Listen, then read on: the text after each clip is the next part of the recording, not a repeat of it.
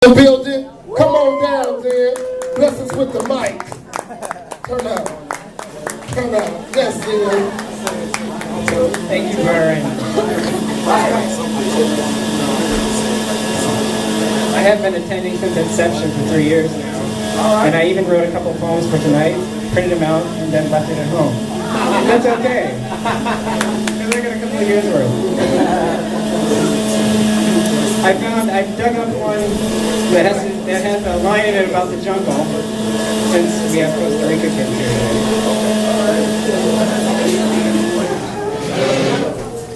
It's titled "The Local Gravel Road."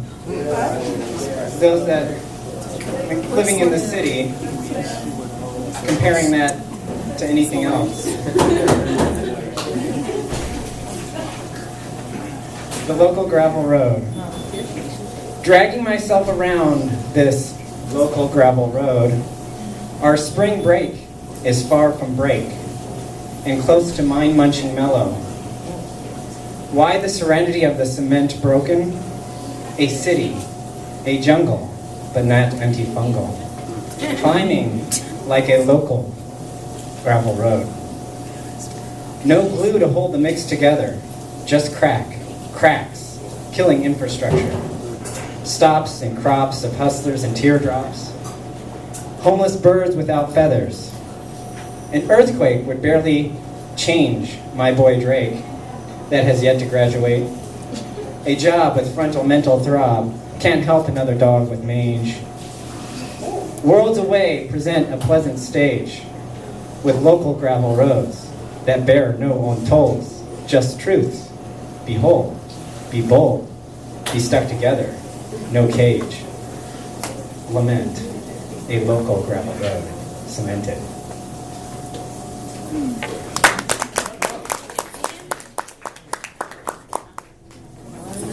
Thank you. One other is My Finally Fine.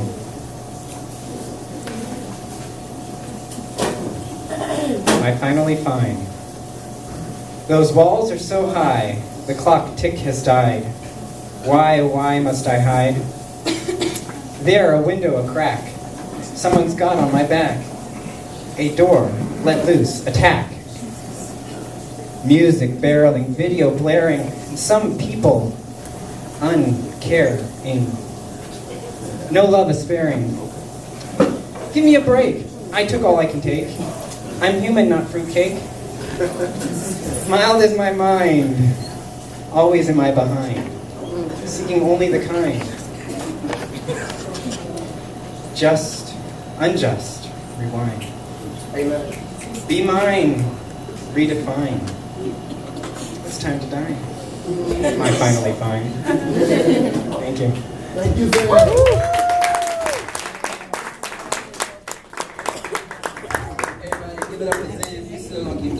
We got some poets, they got us get some flowing. See, once again, I didn't make a rhyme with that. But real quick, I just wanted to give a shout out to the Lyrical Therapist team, Ms. Tariah McClain, for helping me part of this. I want to give a shout out to Michelle. If you guys need any media project, hit her up. Do media. And Prince Boys. Oh yeah, of course. Link over there and grab our show you want over there and tell her to come on. No, don't move the camera. Your camera too. And the nominees are... I'm shy. Your name is Shay. Oh, it's not you were shy. Company is New Media. If you are interested in getting a video done, it's domediastl@gmail.com. If you want to see some work, email me and I can send you some links. Or if you want to follow me, it's the fourth. I'm sorry, I'm nervous. It's the 4th_duck. That's Twitter and Instagram. Thank you. One more question though. Is that D-O-me or D-U-E? Which do is it? D-O. D-O Media STL. Do that, yeah. And don't forget to give it up for our host, Byron Keaton. He comes out every show. Turns up, turns up.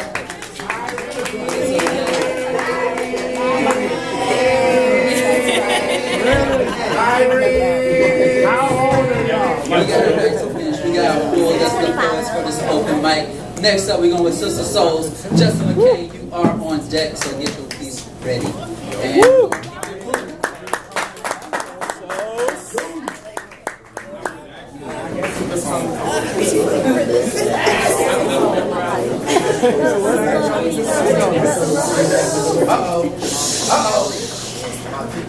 I know her. Hi, y'all. Okay. So, as Mr. Poetry Seller was saying, I'm featuring March 1st right here. So, for his event. Dope. So that's cool. That'll be my first feature. Congratulations. So, okay. This poem is kind of for when people try to tell you what you're supposed to believe in or what you're supposed to have faith in. So I wrote this for someone like that. You silly. I didn't find air like I was supposed to. They had to snake air into my nostrils because I was a preemie, so I learned to breathe on my own. But when I slept, sleeping proved a problem because my apnea stopped me from taking in any breath. So air wasn't able to find my lungs, not in the hospital when they couldn't explain how my skin had no coloration. But racism swept through the wind as the infant wing because white babies and black babies were divided.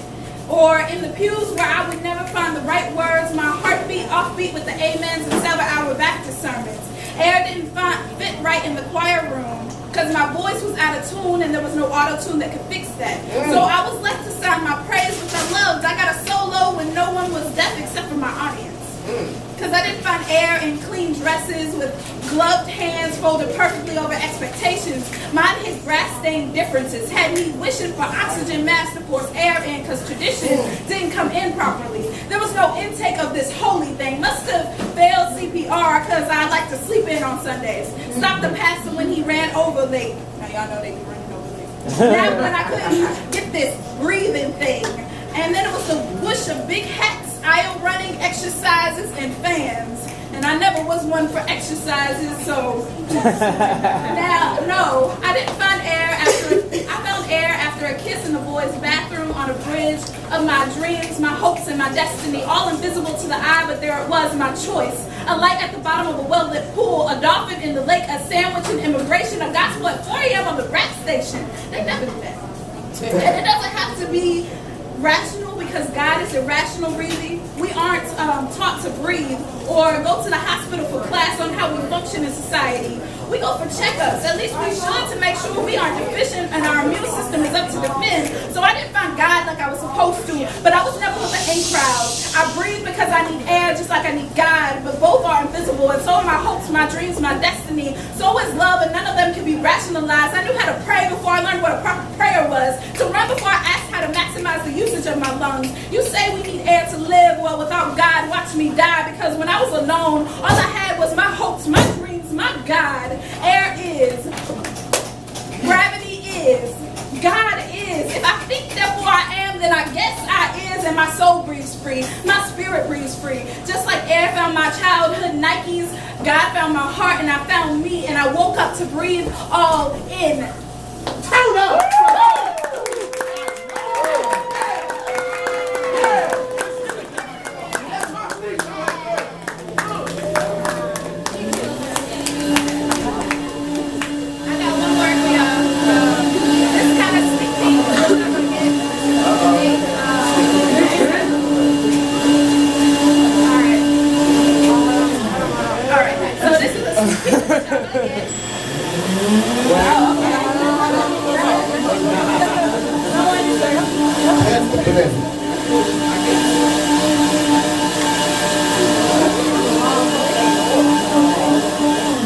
All right.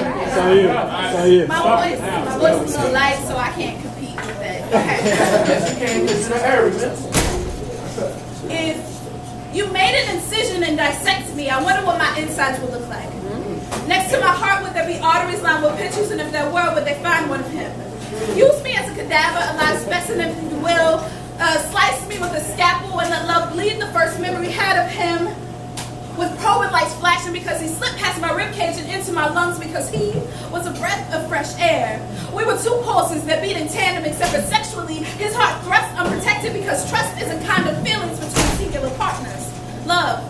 He was a boy in love, and a lover was allowed into his bloodstream that lied about a mutation that could end my friend's life, and he told me during a regular checkup, I'm positive.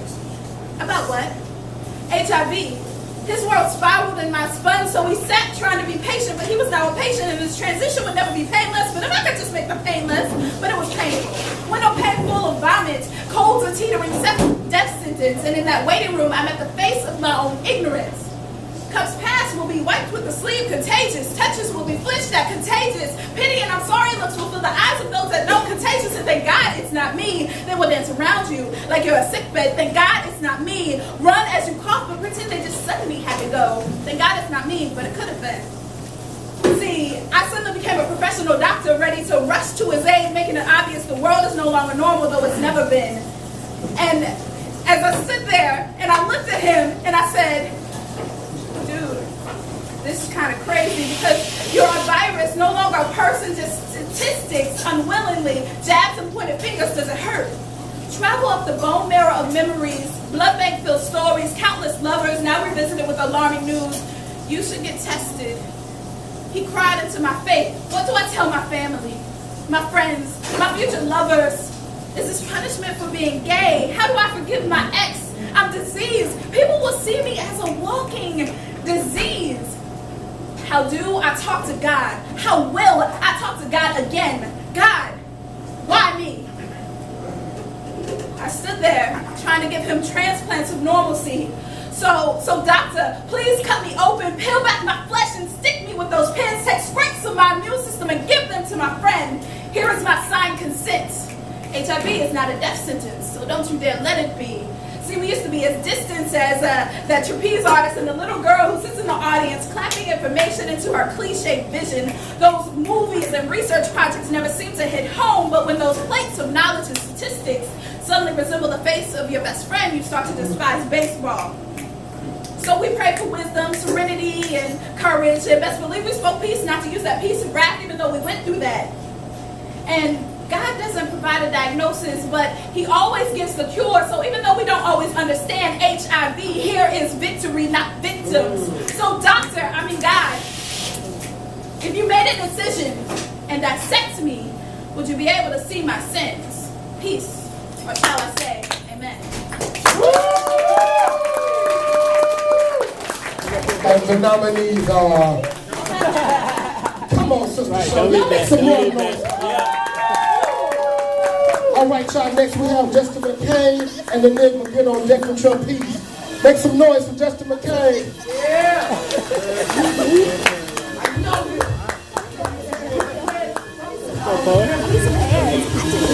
Hey, welcome to the team. How's it feel? Yeah, we got Kane. It's like a little the same. It's a little bit of the same. We do got them. All right, we're gonna try some new stuff out tonight. I believe in doing something on 15-minute prompts. That means I have something that's on my mind. I give myself 15 minutes to write it, and I see what I come up with. So, just let me know what y'all think. Letter that I wrote to that one fine girl after the great first date, even though I know she's probably never heard this one. Dear beautiful, I have never seen gorgeous placed into the shell of a human. But if I did, I would imagine that it might have the follicles of your hair and the sunshine of your smile. It makes me wonder if there are 100 million light bulbs that rise over the earth every morning in your honor.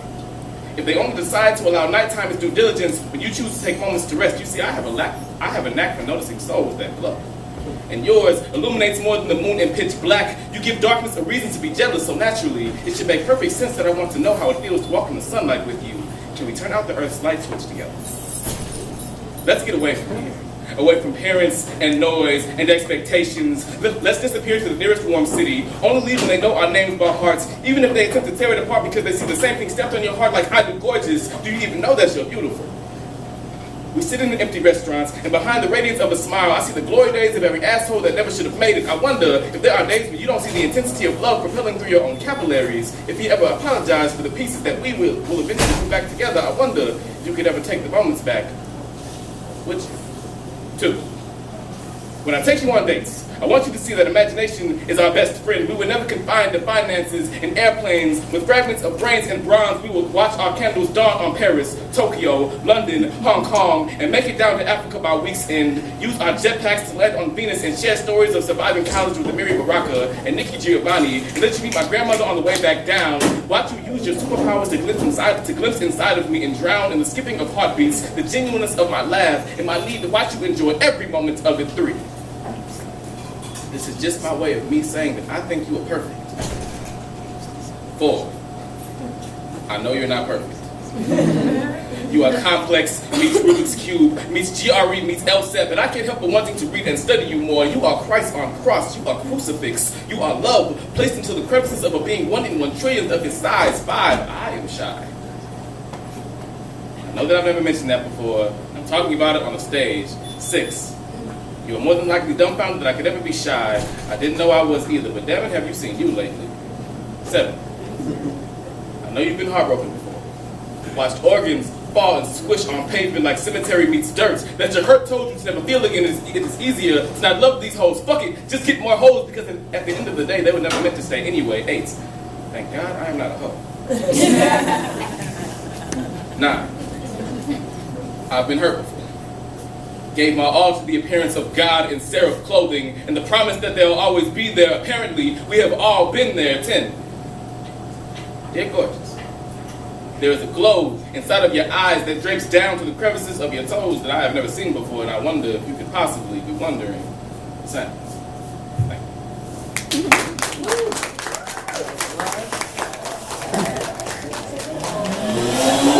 Second, right on time. Great time.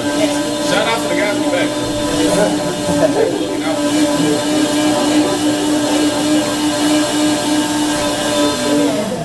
So, I don't know if you guys have been keeping up with the gun trial in Florida.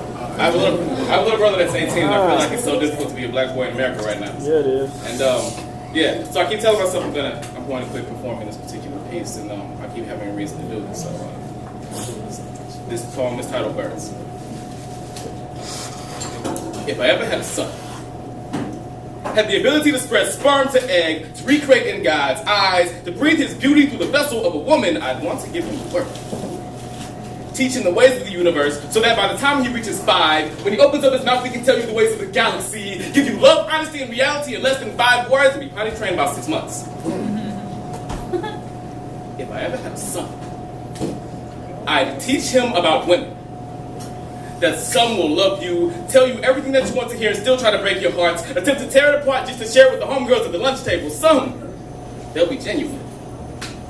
Hand a heart to you on a silver platter and tell you to treat it like glass, because some delicate objects, they break easily. I would teach them that life hits you hard, sometimes in the stomach, face, and ball sack at the same time, and you better get up because society expects nothing less of you. Teach them that eventually Asians might rule the world. Caucasians might always be privileged, and his people will spend their time in libraries just trying to get that shot they live in comfortably. Son, don't you dare be arrogant enough to think that this comfortable living will come easily. One day he will ask me, Dad, what's your favorite animal? I will tell him a bird. Obviously, he will ask why. I will tell him the lark bird is known for shooting through the sky from very low distances, hitting altitudes that normal humans can never reach, that typical people could never see with the naked eye, and eventually I'd have similar hopes for him to be a bird, staring down on his competition like Jordan when he retired, like Obama when he was re-elected, like him when he becomes my boss's boss. I will tell him, don't you dare confine yourself to the ways of this reality.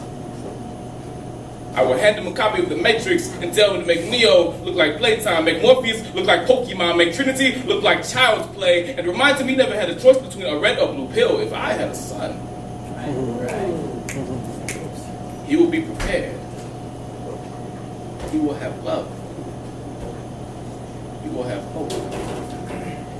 He will have courage, strength, and imagination that you couldn't fathom with your deepest fantasy. Eyes of a tiger, head held high like a king, and he would never be afraid to act as a bird, starting his soar on Twin Tower concrete, with the ability to soar over everything, even if his start was ground zero. I promise. You'll make it.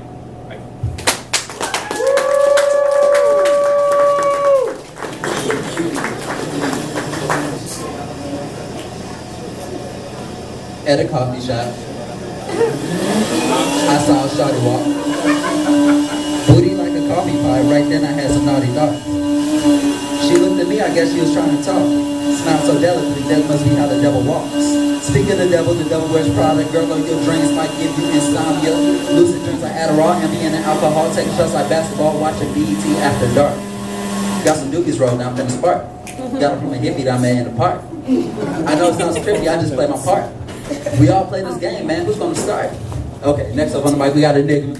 I just want to play around on the mic, man.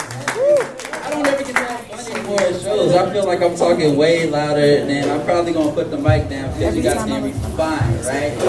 Everybody give it up for Enigma. J Love. You on there?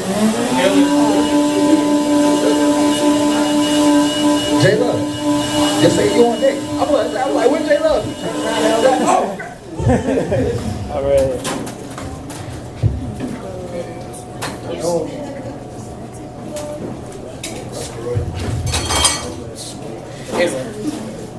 Good evening, everyone. How y'all doing and stuff? Yeah, so real quick before I get up myself. Well, shout out Richard, shout out Byron, shout out Chronicle Coffee for holding Lyrical Therapy. Shout out to all the poets in the building. This Saturday at Legacy, it's an event called My City, a Night of the Arts, and a guy called Marcus Brown. He's running that one on the lineup along with Freeman Word. And, there's going to be some other artists and jazz musicians and just a bunch of St. Louis artists. So definitely come out support. You want tickets for that, let me know. I have them with me right now, but if you want to wait till you get to Legacy, it's $8 at the door. All right.